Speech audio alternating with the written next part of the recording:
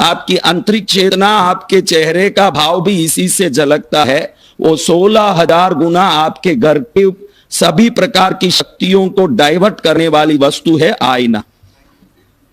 क्या वस्तु है? अब इस आईने के बारे में कोई नहीं सोचते।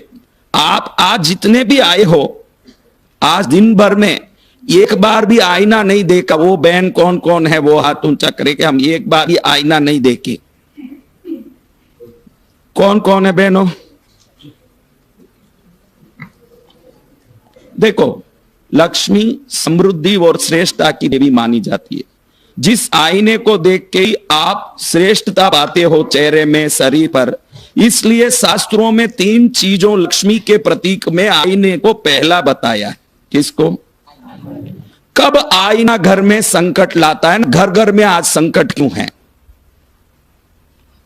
कब आईना संकट लाता है? और आज घर घर में हर एक को कोई ना कोई दुख, कोई रोग, कोई विपत्ति, कोई संकट, कोई तकलीफ, कोई परेशानी, कोई केस, कोई बीमारी, कुछ ना कुछ आता है कि नहीं? हाँ, क्या कारण बनता है? इसके बारे में थोड़ा समझ लेंगे। सबसे पहले आपने एक महालक्ष्मी की मूर्ति घर में रख के पूजा करना शुरू किया और अब उसको फटी हुई पुरानी चुंदड़ी ओढ़ा के बासी चावल नैवेद्य में चढ़ाओगे तो क्या होगा?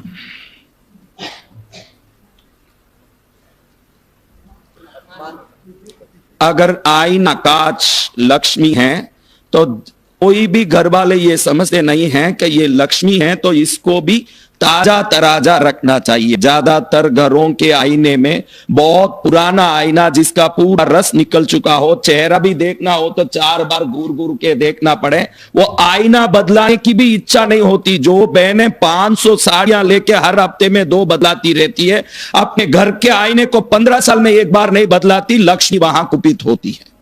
जो आईने का पीछे का मेर्कुरी निकल चुका है, रस, और उसमें दाग धब्बा पड़ चुका है या वो फीका है, वो आईना ढंग का नहीं है, तो वो आईने को घर में रखने वालों को रोग या धंधे में नुकसान, दोनों में एक निश्चित होगा। क्या होगा? और हर घर में है। आपको क्या है, कुछ नहीं पड़ा, बाहर निकलो तो एकदम श्रृंगार करके निकलना है, लेकिन घर की व्यवस्था का ज्ञान तो 0/, वो आईना सदा आपका बेकार है। अब सबसे बड़ा तकलीफ कब आता है? आज के जमाने में लोग डाइनिंग टेबल कहां होना चाहिए, पलंग कहां होना चाहिए, व्यवस्थाएं कैसी होना चाहिए। देखो, हमारे अरविंद भर कई समय से नॉर्थ में ही सिर रख के सो रहे हैं। मैं भगवान को पूछता हूं कि ये आज भी कुछ कर पा रहे हैं। भगवान, कैसे ये संभव है? असंभव है। ऐसे कोई पुण्य उदय है उनका कि गुरु तक पहुंचना लिखा था, इसलिए सेफली भगवान ने मेरे तक पहुंचाया। बाकी पॉसिबल नहीं है कि ऐसे रहे ना, पागल नहीं हो जाएं, तो पागल होके ही रहेगा आदमी। तो अव्यवस्थाएं आदमी को क्या कर देते हैं? हाँ, कुछ लोग हैं जो दूसरे को पागल कर देते हैं, वो अलग बात। मैं घर की बात कर रहा हूं कि घर कैसे पागल करता है। तो आप लोगों की शयन कक्ष की व्यवस्था कैसी होनी चाहिए, ये कितने लोगों को पता है? तो शास्त्र कहता है कि महालक्ष्मी शयन कक्ष में नहीं रहती। कौन शयन कक्ष में नहीं रहती? यानी आपके बेडरूम में आईना नहीं होना चाहिए। और हर घर में बेडरूम में ही आजकल ड्रेसिंग टेबल रहता है और बड़ा सा कांच लगा रहता है। या तो नींद बराबर नहीं आएगा, या तो कोई रोग लगेगा, या घर में अनबन होगा, या धंधे में कोई तकलीफ होगा। जिस घर में बेडरूम में आईना है वो सुखी नहीं हो सकता, 101% गारंटी है। वो कभी भले ही पैसा वाला हो, इधर बात पैसे की नहीं है, कोई ना कोई प्रकार से वो अतृप्त रहेगा। और हर घर में होता है, कोई अलमारा है बेडरूम में, उसमें आजकल अलमारे में कांच तो आता ही है, कांच लगा रहता है। तो क्या कर सकते हैं महाराज साहब? उस कांच के ऊपर पर्दा लगा सकते, ये तार या स्प्रिंग लगा के, जब देखना हो देख के उसको पर्दा डाल सकते हैं।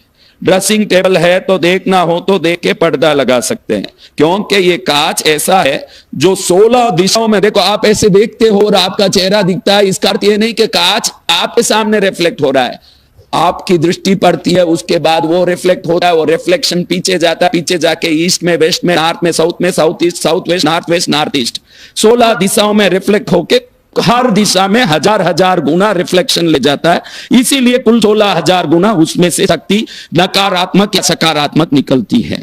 अब ऐसे कोई लोग यहां नहीं दिख रहे जिनके बेडरूम में कांच नहीं हो। हाँ, अब तो आप बुढ़ापे में क्या कांच की जरूरत पड़े, इसलिए रेवे नहीं। हाँ, ज्यादातर, और किसी को बुढ़ा बोल दो वो लड़ने आते मेरे से, इसलिए वो भी नहीं बोलना, कलयुग है। एक बहन को मैंने बोल दिया आप मेरी माँ जैसी लगती हो, तो मैं क्या आपकी माँ जैसी, मैं तो सिर्फ 75 साल की हूं, अब 75 साल की मेरी माँ नहीं होगी तो क्या 16 साल की होगी मेरी माँ। कलयुगे घोर अनर्थम। तो मेरे बच्चों, कहां कांच होना चाहिए, कहां कांच होना चाहिए? बेडरूम के अंदर अटैच्ड बाथरूम हो तो उस बाथरूम में कांच हो सकता है। कहां हो सकता है? उस बाथरूम में कांच हो सकता है। और कल घड़ी को हमने देखा, उसी प्रकार से कांच भी है।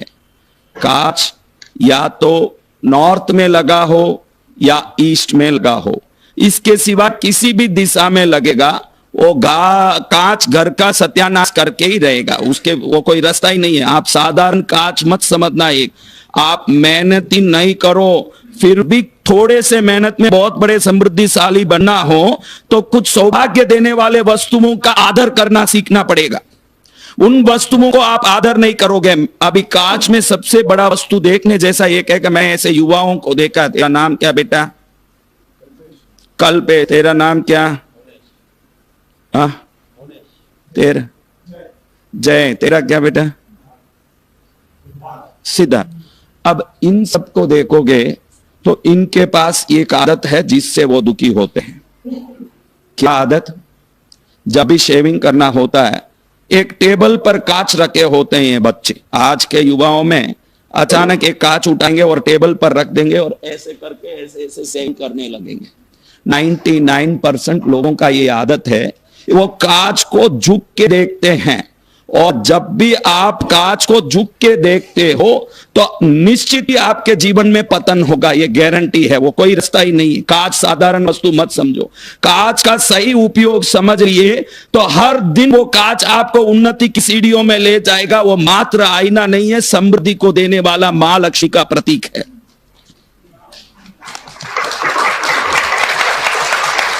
नहीं है तो अभी थोड़े दिन से दाढ़ी छोड़ लिया इसलिए अच्छा है, नहीं तो ये झुक झुक के करेगा ऐसे। तो बहनों, कांच कैसे होना चाहिए? जब भी आप टिक्की लगाती हो, चेहरा देखती हो, थोड़ा सा अपने कद को यूं उठा के देखें अगर, तो सर्वोत्तम है। जो कद उठा के देख सके ऐसी जगह कांच हो, और हम थोड़ा सा ऐसे उठ के देख के कांच में अपना दर्शन करते हैं तो उनकी उन्नति को कोई नहीं रोक सकता, कांच उनको ऊपर ले जाता है। और जो झुक झुके एकदम नीचे लगा दें पहले और फिर झुक झुक के देखें तो कांच पतन की ओर ले जाता है, क्योंकि जो ज्योमेट्रिकल एनर्जी, जो गैलेक्सियल एनर्जी है, उस एनर्जी को अनंत गुना करने का काम मेरकुरी कर सकता है। और कांच इस काम को करने वाला एक ही वस्तु है घर में, और कुछ नहीं है। एनर्जाइजर कहने वाले वस्तुओं में आपके हर घर में नॉर्मली उपस्थित एनर्जाइजर कांच मात्र ही है। मैंने परसों ही बताया कि अमिताभ बच्चन, रजनीकांत सब क्यों अट्रैक्टिव हैं, क्योंकि वो कांच में देख के स्वयं को बलवान बनाते हैं। कांच में जब आप बैठ के कुछ भी अफर्मेशंस बोलोगे तो वो 16,000 गुना बन के आपके साउल स्ट्रेंथ को बढ़ा देगा। ये टेक्निक है। वो सब हीरो, बड़े नेता इसका उपयोग करते हैं। बड़े बड़े नेता, मैं नेता का नाम नहीं बोलूंगा, लेकिन एक आज इंडिया के सबसे बड़े नेता हैं जो अमेरिका में 3 दिन रह के ये कांच का पूरा टेक्निक सीख के आए हुए हैं। आज उनकी रैली, भाषण सुनने दुनिया में लाखों लोग इकट्ठे होते हैं। हमारे भारतीय नेता हैं जो इसी मिरर टेक्निक को डेवलप किए हुए हैं, जिससे लोग आकर्षित होते हैं। तो आपको मैं बताना चाहता हूं कि अगर बड़ा कांच बेडरूम में है तो कल ही शुभ दिन है, इसको पर्दा लगा दीजिए। उसको पर्दा लगाओगे, आप पूछोगे इसको पर्दा लगाने से क्या होगा? सुख का पर्दा खुल जाएगा जो बंद है। जो पर्दा सुख का लगा हुआ है वो खोलना है तो पहले इस कांच को, हाँ, इस कांच को पर्दा लगाना पड़ेगा। और जो लोग झुक झुक के देख के शेविंग करते हैं, हाँ, ऐसे झुक कहीं भी, क्योंकि उनके पास एक परमानेंट, जिनके पास कांच नहीं होता वो एक पोर्टेबल कांच रखते हैं शेविंग करने के लिए, हरदम उठा के कहीं भी रख लेते हैं और ऐसे देख देख के शेविंग करते हैं। ज्यादातर ये आदत बनी रहती है युवाओं में, सब में। और तब भी तू झुकता है तो तेरा ये कांच 16,000 गुना तेरे मेहनत को झुका के तेरे को पतन की ओर ले जाएगा। बहुत छोटी वस्तु है लेकिन लाइफ चेंजिंग में बहुत बड़ा काम रखता है, क्योंकि महालक्ष्मी के प्रतीकों में प्रथम स्थान कांच है। क्यों महालक्ष्मी की वस्तु है? क्यों महालक्ष्मी का वस्तु है? क्योंकि जब क्षीर समुद्र का मंथन हुआ, जब प्रकट हुए वस्तुओं में उच्च श्रवा, ऐरावतादी, लक्ष्मी, चंद्र, धनवंतरी के साथ मैकुरी भी है जिसको रस कहते हैं हम।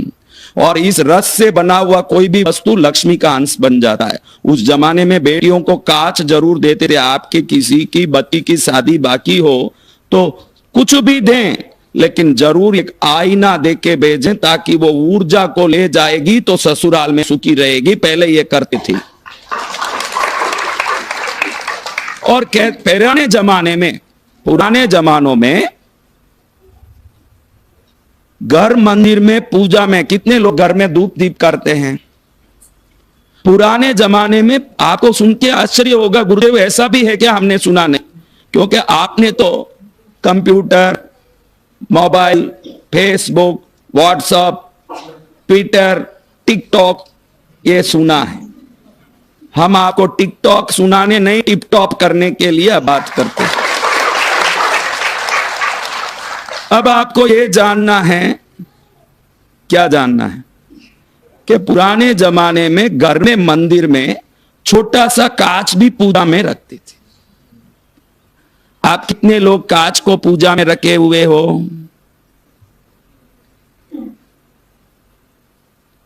एक छोटा सा कांच पूजा में रखने से आपके पूर्वज या कोई इष्ट देवता जिनकी 10 पीढ़ी पहले आपके पूर्वज पूजा करते हो, धीरे धीरे वो विलुप्त हो गया, आप भूले, आपको पता नहीं हो, वो घर में आके झांके कि भाई मैं हूं कि नहीं। अगर उनकी मूर्ति फोटो कुछ नहीं हो, अगर कांच हो तो उसमें खुद को देख के हाँ मैं हूं, मैं यहां हूं, खुश होकर के आशीर्वाद देते हैं कांच। जब भी वो कांच में देखेंगे उनको खुद दिखेंगे, वो कहेंगे कि मुझे भी रखा है इन्हें। जिनके पूर्वजों को प्रसन्न करना हो वो अपने घर मंदिर में कांच रखते थे। और जिनको कुलदेवी का पता नहीं है, कई लोग ऐसे हैं जो कुलदेवी को जानते नहीं कि हमारी कौन है कुलदेवी।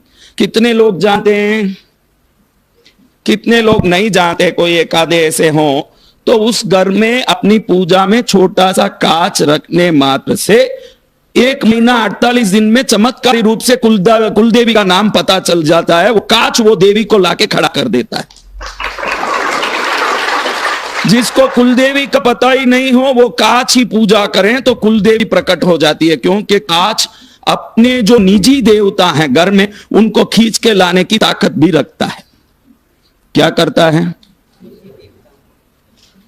हाँ, अब कांच के बारे में बताएं तो 4-5 घंटा बता सकते हैं, क्योंकि ये कांच दुनिया का कोई भी काम करने का ताकत रखता है।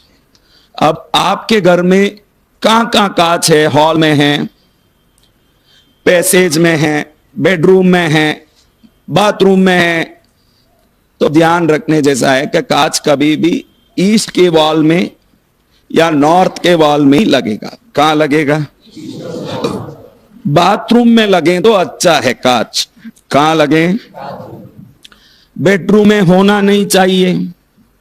कहां नहीं होना चाहिए? अलमारों में आजकल कांच लगा के देते हैं कंपनी वाले। कोई भी अलमारा खरीदो, एक साइड एक बड़ा कांच, एक साइड दरवाजा होता है, तो उसको पर्दा लगा के रखना चाहिए। जब देखना हो तो देख सकते हैं, वो खाली नहीं रहना। वो 24 घंटा, आप क्या 24 घंटा देखते रहते हो? तो बाकी टाइम वो पूरे ऊर्जा को ऐसे घुमा घुमा के पूरे घर की शक्ति को खींचता है।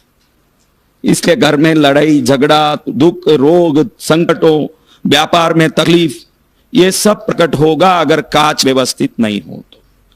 अब इस कांच को आप लक्ष्मी मानिए। क्या मानना है? तो लक्ष्मी को पुराना कपड़ा पहनाएं तो कितना मजा आए? नहीं आए। तो कांच भी पुराना नहीं होना चाहिए। क्या पुराना नहीं होना चाहिए? कई घरों में इन चीजों का केयर नहीं है। औरत अपने कपड़े में सल है कि नहीं ये जरूर देखेगी कि भाई कपड़े में थोड़ा भी रिंकल तो नहीं आ गया। गुरुदेव का प्रवचन सुनने जा रही हूं, कई महिलाएं आएगी, कोई देखेगी, हंसेगी।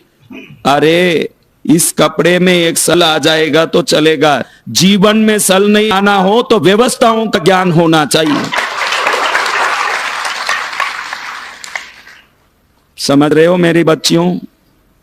अब आगे की बात करते। अभी एक बात इससे भी बढ़िया चीज जिसके बारे में कोई इज्जत नहीं रखा, स्वयं लक्ष्मी मानी जाती हो कोई चीज कि वो खुद ही लक्ष्मी है। ये तो मैंने कांच को बोला कि ये लक्ष्मी का रूप है, लेकिन ये लक्ष्मी का रूप नहीं है, स्वयं लक्ष्मी है। तो वो है झाड़ू। क्या है? वो स्वयं लक्ष्मी है। अब आप बताओ कि आपको झाड़ू के बारे में क्या नॉलेज है? ये सुनते हैं। कितना नॉलेज है झाड़ू का?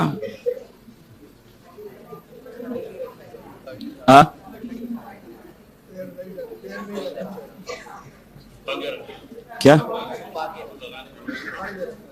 छुपा के क्यों रखें? आड़ यानी क्या?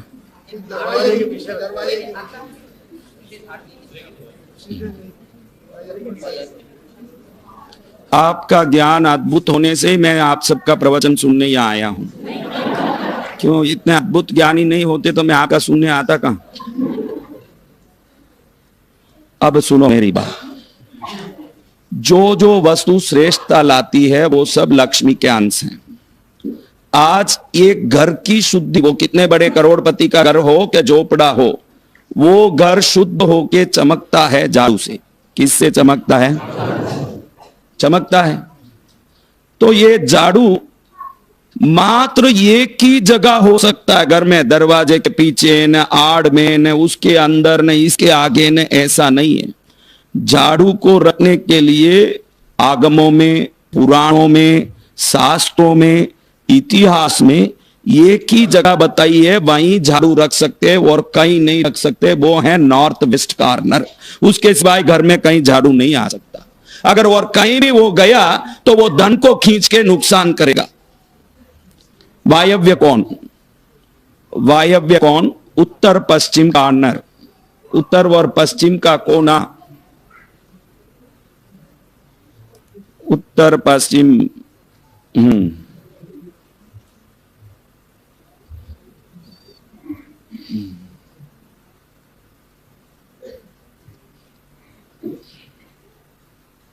आपके घर में कोई प्लास्टिक का झाड़ जैसे, प्लांट जैसे कुछ रखा हुआ है, एक छोटा सा गमला टाइप का कुछ, या कोई पॉट टाइप, वही उत्तर पश्चिम का कोना है।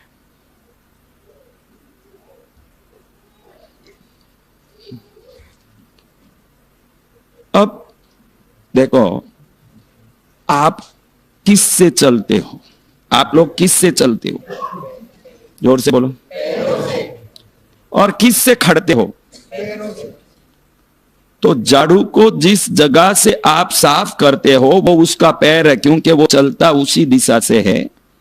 और जिससे पकड़ते हो वो उसका सिर है, क्योंकि आप पैर से चलते हो तो जिस दिशा से वो चल रहा है वही उसका पैर होगा और वो घिस जाएगा ऐसा बोल के आप उल्टा खड़ा करते हो। तो आप लक्ष्मी को सिर नीचे और पैर ऊपर खड़ा करने की आप जुर्रत करते हो, उस घर में धन नहीं आएगा। अरे कैसे क्लियर हो?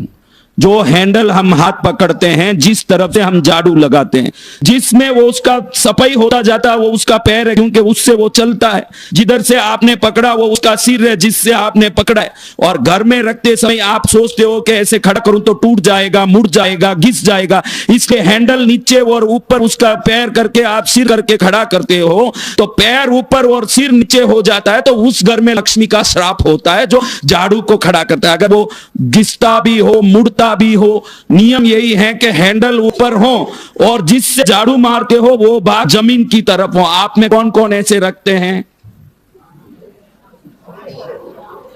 आड़ी तो दो चीजों को जिंदगी में कभी नहीं रखना। जिस घर में लक्ष्मी सो गई उसकी गति सत्यानाश है। टटाई और झाड़ू, ये दो चीजों को जो सुला के रखते हैं, मेहनत जितना फल कभी नहीं मिलेगा। कितनी चीजों को? चटाई को सुला के, कई लोग चटाई को समेट के बीरू के ऊपर, अलमारे के ऊपर डाल देते हैं और सुला के रखते हैं, और झाड़ू को सुला के रखते हैं। तो चटाई और झाड़ू को सुला के रखोगे तो तकदीर भी सोने वाला ही है। दो चीज कभी सोएगा नहीं जिंदगी में। झाड़ू खड़ाई होगा और भी वायव्य कोण में ही खड़ा होगा। कहां खड़ा होगा? और किसी कोण में खड़ेगा ही नहीं। आप सोचो कि कहीं भी खड़ा दूं, दरवाजे के पीछे खड़ा दूं, किसी को दिखना नहीं चाहिए। अरे ये आपकी लक्ष्मी है, दिखेगी तो भी आपकी है, नहीं दिखेगी तो भी आपकी है। इसको छुपाने की क्या, झाड़ू को छुपाने से क्या तात्पर्य, मुझे समझ नहीं आया। क्योंकि मैं जो भी बता रहा हूं इसका कारण भी बता रहा हूं कि ये क्यों ऐसे करते हैं। लक्ष्मी सो गई तो क्या होगा? तो जो झाड़ू को सुला के रखते हैं वो लक्ष्मी को सुलाते हैं। दूसरा, कई लोगों का आदत ऐसे है, ये बहनों का, कि झाड़ू में जब नीचे बाल वगैरह आ जाता है, कचरा आ जाता है, तो उसको हटाने के लिए दीवार पर जोर जोर से उसको पटकेगी। एक बार पटक के वो साफ करेगी। आपका बाल है, आपके घर का कचरा है, वो लक्ष्मी बन के उसको साफ कर रही है। आदर पूर्वक हाथ से उसको निकाल के हटाना चाहिए। उसको दीवार पर जोर जोर से पटकने वालों के घर में उस दिन लड़ाई जरूर होगा, ये गारंटी है। झाड़ू की बेइज्जती करें, उनकी बेइज्जती करके रहता है झाड़ू। एक छोटा झाड़ू है काम, और झाड़ू को गंदा नहीं रखना। क्या नहीं करना? जब भी झाड़ू आपको गंदा दिखे, आप फ्री रहो, सिंक में एक बार पकड़ोगे तो झाड़ू साफ हो जाएगा। और यथासंभव झाड़ू घिसता दिखे उसका विसर्जन करके नया लाना। कल ही मैंने बताया, वो झाड़ू 4 इंच का हो जाए, जब तक झुक झुक के उसको रगड़ती रहेगी तो तेरे को भी स्पॉन्डिलाइटिस होगा। 3 रुपए के झाड़ू के लिए 30,000 का ऑपरेशन में खर्चा करना पड़ेगा। अब मैंने लीला दिखाती है, मैं घर कितना, पति को देखो मैं घर कितना संभालती हूँ, ये झाड़ू इतना हो गया फिर भी मैं संभाल रही हूँ, लेकिन मेरे को एक साड़ी लेना है, 10,000 दीजिए। अरे झाड़ू ले ले 100 रुपए का, घर संभालने वाली। हाँ, झाड़ू ही ले ले। झाड़ू को कभी दीवार से पटक, सब बहनें ये करती है, उसको साफ करने झाड़ू पर हाथ नहीं लगाएगी, उसको घृणा आता है। ये गंदगी में कैसे हाथ डालूं? ये गंदगी क्या अमेरिका से आया है? तेरा ही बाल है। ये कचरा किसे आया है, कहां से आया है? तो अपने झाड़ू को आदर नहीं करें, वो झाड़ू उसके सुख को भी बाहर के बाहर फेंक देता है। क्या करता है?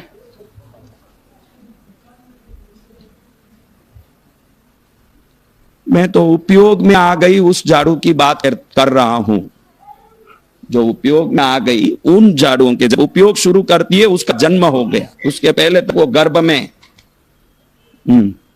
समझ रहे माताओं? झाड़ू कितने लोग साफ रखे हुए हैं? मुझे पता नहीं सफाई का आपका क्या अर्थ है। उसको धो के शुद्ध रखना, धो लेना, फिर धूप में रख देना, सूख जाएं, अच्छे से साफ हो जाएं। हाँ, तो इस प्रकार से झाड़ू की व्यवस्था उत्तम रखना। 1 साल के अंदर का कोई भी बच्चा हो, 1 साल के अंदर का बच्चा बीमार पड़ता हो, रोता हो, परेशान होता हो, तो झाड़ू की एक तिनके को निकाल के उसके 8 भाग 4 भाग मोड़ के लेफ्ट हैंड में पकड़ के बच्चे के घुमा के बाहर फेंक दोगे, घंटे भर में वो बच्चा रोना बंद कर देगा। बीमार है तो ठीक हो जाएगा, क्योंकि झाड़ू दैविक शक्तियों का प्रतीक माना गया है। क्या माना गया है?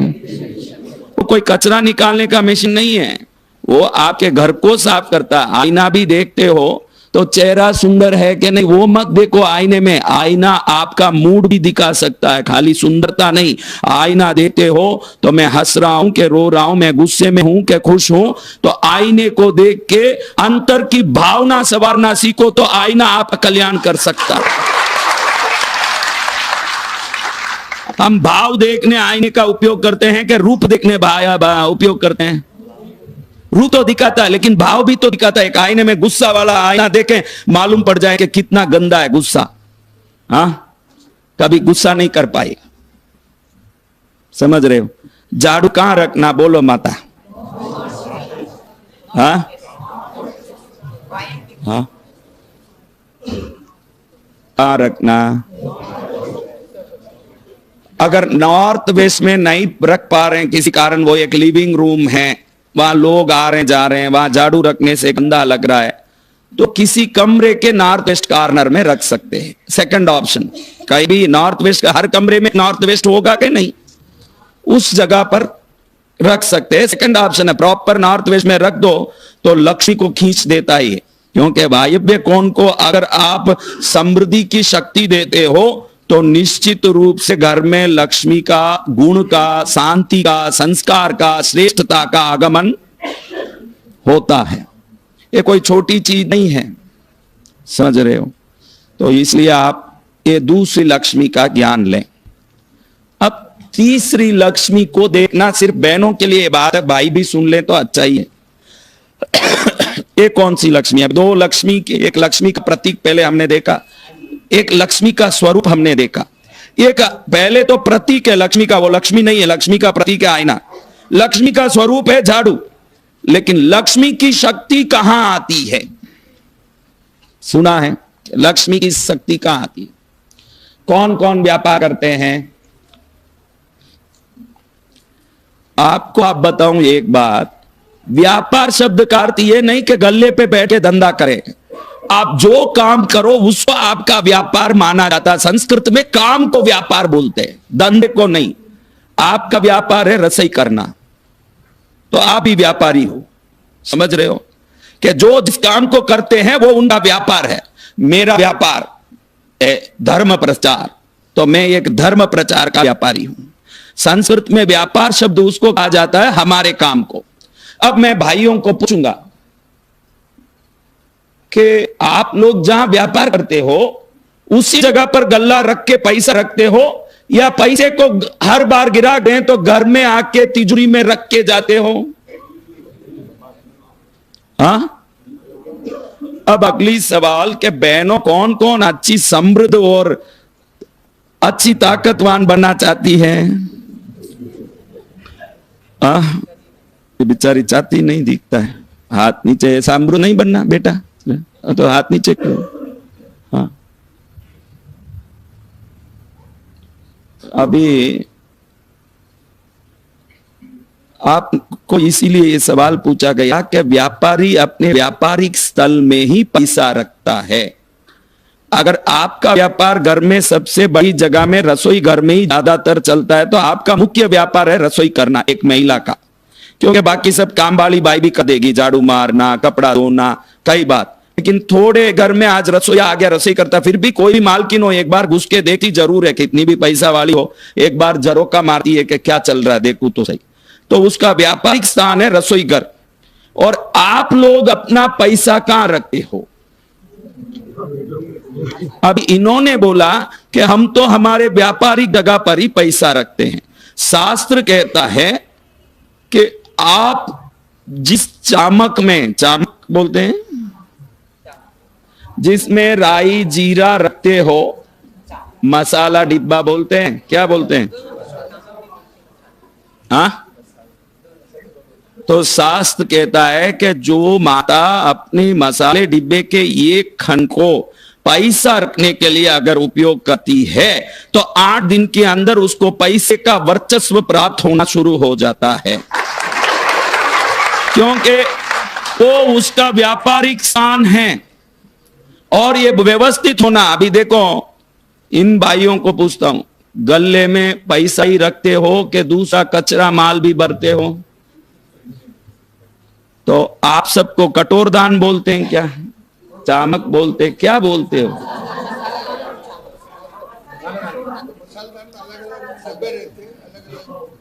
हाँ, देखो एक ऑरा फोटोग्राफी को अगर कोई जानते हो, हर वस्तु की एक एनर्जी है।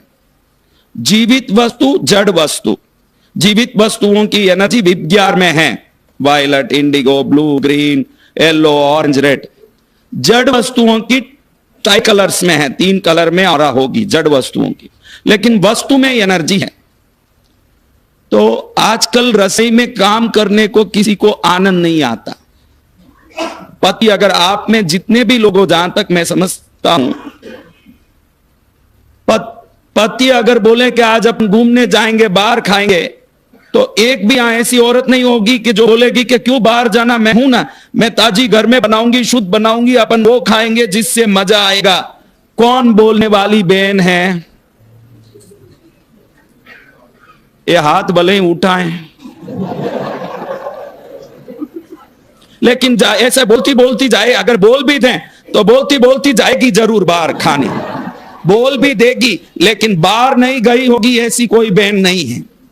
बोली जरूर होगी कि भाई घर का अच्छा रहेगा, घर में खाएं। नहीं नहीं, फिर आप बोल रहे हो तो अपन चलें, क्या करें। आपका शरीर अभी ऐसा है, फिर जाने दे तो क्या होगा।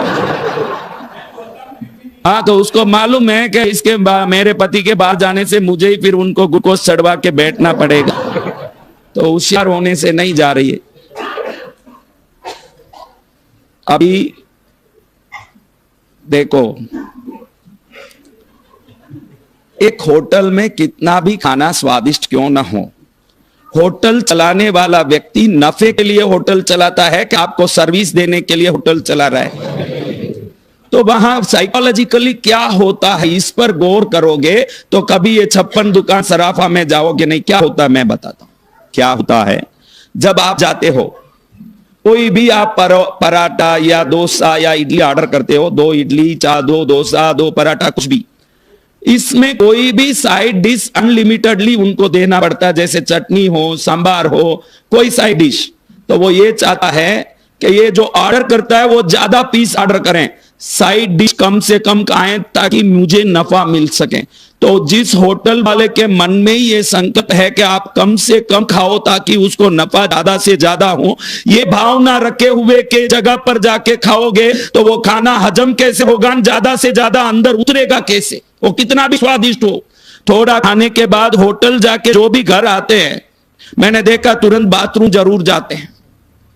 आप सब जाते हैं, जैसे ही होटल जाके आए घंटे 2 घंटे में तो वॉशरूम जाके थोड़ा शांत लेना पड़ता है। इसका कारण है कि उस खाने में तेल कच्चा, आप बोलते हो तेल कच्चा है, मसाला ज्यादा डाल दिया, पेट गड़बड़ा रहा है, भावना कच्ची है। ये सबसे बड़ी बात है उस खाने में।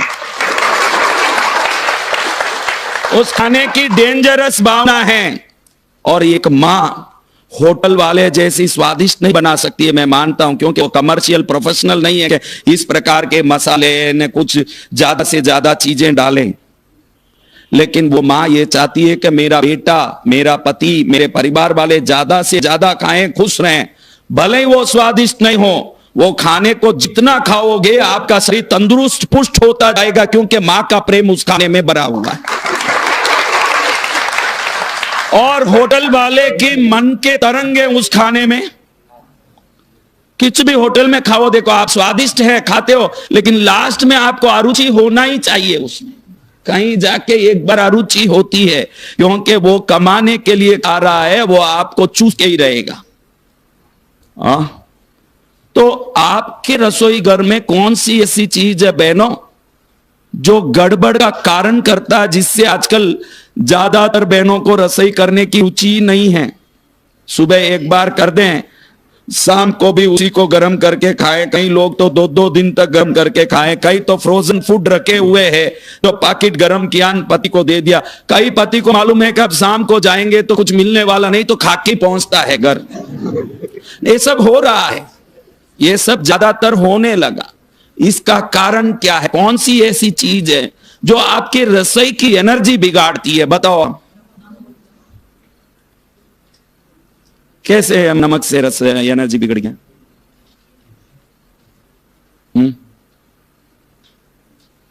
फटाफट लिख लिया। मैं कुछ लिखता, लेकिन उठूं बैठूं तो काम नहीं आए। वो माइक का फिर सिस्टम नहीं आवे।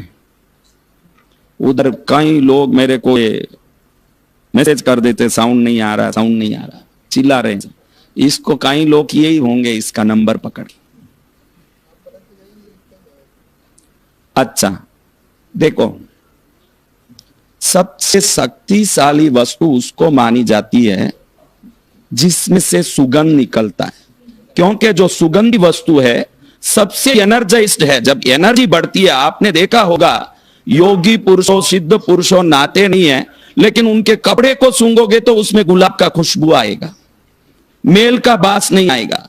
जब शक्ति सर्वोत्तम बन जाती है तो वो सुगंध में परिवर्तित हो जाती है। किसी भी साधक का आप कपड़ा सूंघोगे तो उसमें खुशबू आएगा, क्योंकि वो लोग साधना से अपनी शक्ति को एनहांस करते हैं। Enhancing creates the energy and the energy creates fragrance, light. जो ये वस्तुओं में लाइट नहीं आ सकती क्योंकि ये जीवित नहीं है। जीवित पुरुषों के शरीर में तो उजाला भी आता है, लेकिन ये वस्तु सुगंध डालती है। तो ये ऊर्जावान वस्तु को दूसरे वस्तुओं के साथ जोड़ने से टकरा के घर में अशांति होती है। आपके घर की अशांति का कारण सबसे बड़ा है आपका मसाले का डब्बा। क्या डब्बा? एक तो मैंने बोला कि मसाले डब्बे में रुपया रखना चाहिए, बोला कि नहीं? आप मत, वो तो बहनों सुनेगी, आप खाली अनुमोदन करो। तो भाई इतने इंटरेस्ट से सुन रहे हैं कि मुझे पता है कि ज्यादातर वही रसोई करते हैं, तो उनको ये सब पूरी चीजों का ध्यान रखना पड़ता है कि भाई आके तो गुरु महाराज क्यों इन औरतों को देख के बात करते हैं? रसोई तो हम कर रहे हैं घर में, सुनना तो हमको चाहिए। सचिन भी देखो अभी भूखा ही लग रहा है, घर जाएगा, रसोई बनाएगा, खुद भी खाएगा, इसको भी खिलाएगा। हाँ, तो अभी ये मसाला दानी कैसा होना चाहिए? तो एनर्जी देखो, आप राई का एक फोटोग्राफी लो, राई की फ्रीक्वेंसी 13 डिग्री है। अगर राई का कोई भी ऑरा फोटोग्राफी लिया हो तो राई की फ्रीक्वेंसी 13 डिग्री है। और मिर्च पाउडर, धनिया पाउडर -7 डिग्री है, क्योंकि वो मसाले का सर्वोत्तम वस्तु होने के कारण रिवर्स में उसकी आ जाती है। और हर बहन राई डब्बे में हल्दी पाउडर, मिर्च पाउडर ऐसा साथ रखती है, तो दोनों मिलकर के रसोई घर की वस्तु की शक्ति को बिगाड़ के घर में कोई ना कोई विघ्न उत्पन्न करते हैं। राई है, हल्दी है, छोटी चीज है, आपको लगे पाउडर है, इसमें क्या है, लेकिन एक कुमकुम का पाउडर सौभाग्य दे सकता है, तो रसोई का हल्दी पाउडर समृद्धि भी दे सकता है। इसका ध्यान रख के ही चलना चाहिए। अगर ये नहीं है तो गड़बड़ है। तो ये कठोर दान कैसे होगा बहनों? ये कैसे हो सकता है? देखो, 3 चामक, हम चामक बोलते हैं इस डब्बों को हमारी भाषा में, अभी क्या बोला मैं, 3 चामक रक्त के, मुझे मसाला डिब्बा बोलना पसंद है यहाँ, क्योंकि ये सब दैविक चीजें हैं, इनको मसाला बोलना हमारे जैसे संतों को शोभा नहीं देता, क्योंकि इसी से कई तंत्र क्रियाएं होते हैं, कई मंत्र। राई से तो कितनी तांत्रिक क्रियाएं होती है, वो कोई साधारण मसाला नहीं है। तो 3 डब्बे होनी चाहिए। कितनी डब्बी? हर घर में 3 डब्बी अलग हो जाए तो हफ्ते भर के अंदर घर में व्यापार की वृद्धि, घर में शांति, सुख समृद्धि बढ़ने लगती है। कितने डब्बे? अभी कितने डब्बे बहनों? हाँ,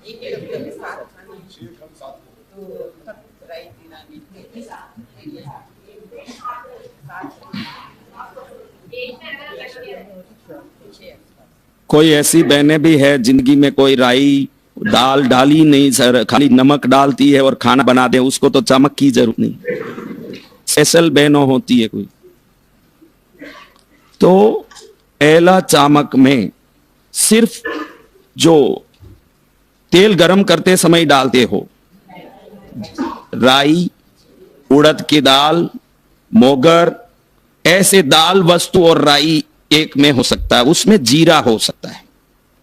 दूसरे में जो पुलाव बनाने के लिए उपयोग करते हैं जितनी वस्तु, उनकी पूरी फ्रीक्वेंसी अलग है।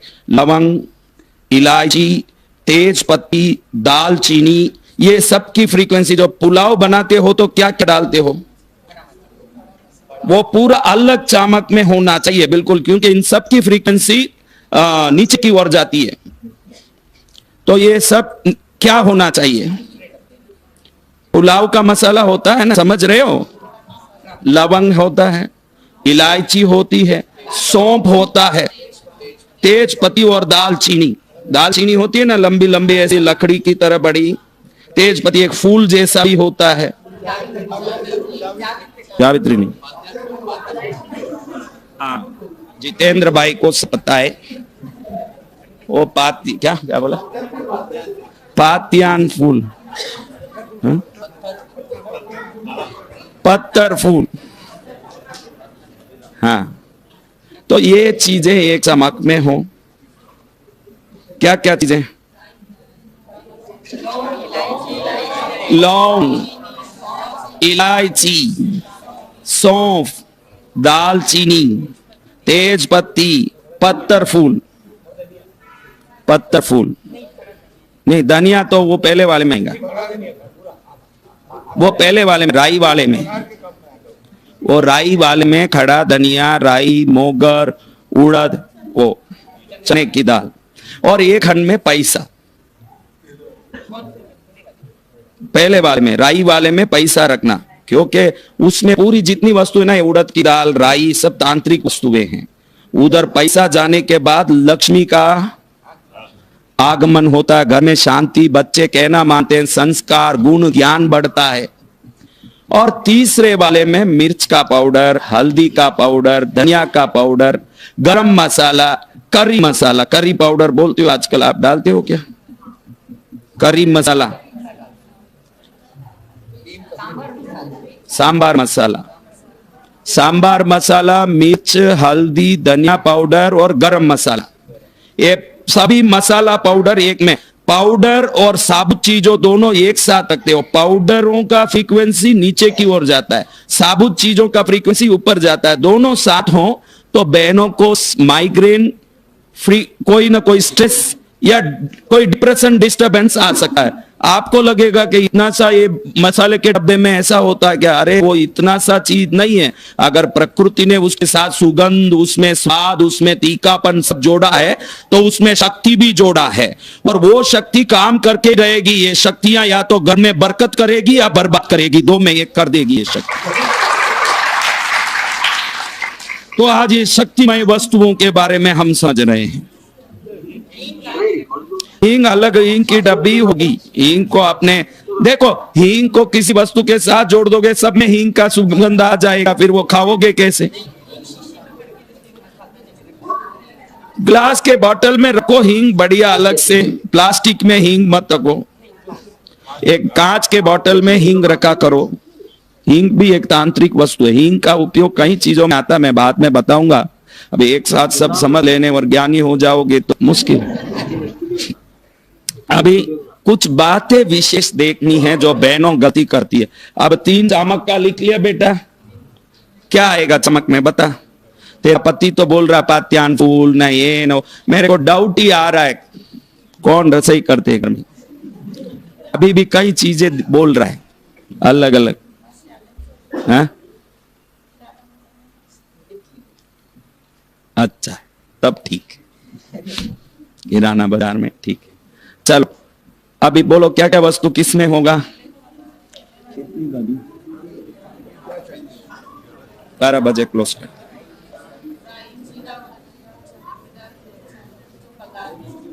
उसमें पैसा रखना, देखो ध्यान रखो, इसमें पैसा रखते समय हम शास्त्रों की विधि के लिए ऐसे कर रहे हैं, लेकिन सावधान रहें कि इसमें रखने वाला पैसा नया हो। सिर्फ एक 20 का नोट, एक 10 का नोट, 2 5 के सिक्के इतना रखें तो बस, वो एक हमारे प्रतीक के लिए रख रहे हैं, खाली एक प्रतीक के लिए।